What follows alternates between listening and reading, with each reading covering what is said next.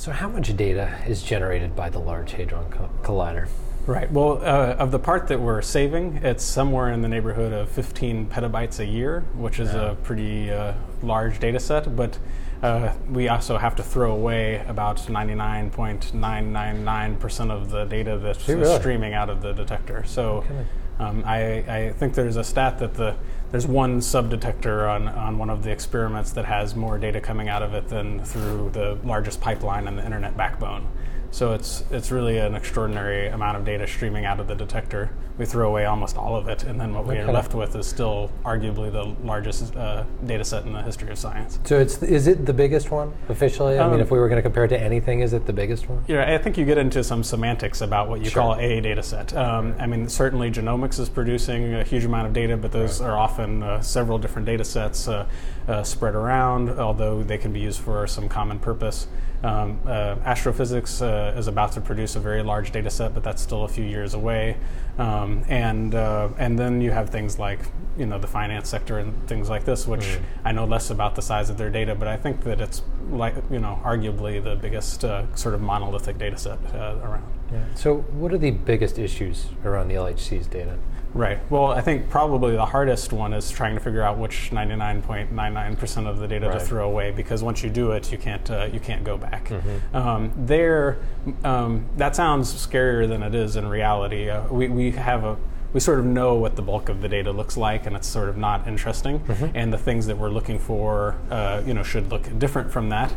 So we sort of only keep that subset that looks interesting. But the problem is that the thing that we're ultimately looking for, we don't really necessarily know what it is, and we could be throwing the baby out with the bathwater and not realize it. Does that kind of kill you a little bit? It does, but we can adapt. So if we run for a few years and we don't see anything, then we will definitely kick ourselves. But that will be probably the first question we ask, and people will go back and start rethinking that. But that's probably the single hardest issue. And then there are issues about distributing it around the world, and how to reduce the size of the data without sacrificing the certain kinds of potential it might have, especially when we have 3,000 physicists on the experiment that I work on, and they all have different interests. So it's hard you have to agree essentially by committee what we'll keep and what we won't. And so those are all very challenging.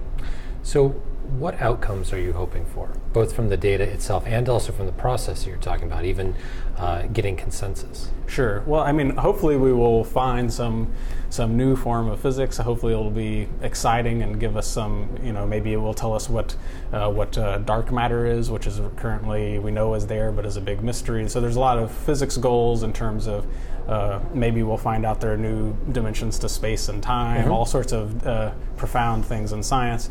I think the LHC is a signpost in terms of a change in how science operates in the context of big data. Physics, I think, is going to hit that first because we have the most precise theories. Yeah. And there are places where I almost feel like the scientific method kind of needs to be revisited in the context of big data, just because the questions that you want to ask and the whole iterative procedure of the scientific method now starts to turn into a data processing issue and access to data and all sorts of data-centric issues are limiting what we can do, and that's actually, to me, one of the most interesting things. So I think we need to have a complete revision of what we think about publication, how publications represent results, how we provide access to the data. I don't think open access to the data is the end of the story, because you also have to encapsulate expertise about, especially in something like the Large Hadron Collider, these experiments are incredibly complicated, and if you just made the data available, it's hard to use responsibly. So I think we should maybe make the data public, but in addition, you need to somehow try to encapsulate this expertise to sort of a restricted set of questions you can ask to the data, and that's a challenge. And I think that those are broad themes across science. I don't think they're specific to particle physics. So last question for you. Are there business applications here? Are there things, or even things that businesses could learn about the processes that you're going through? Right. So that's a good question. It's hard to tell. I hope so. I think it's probably a bit in the future.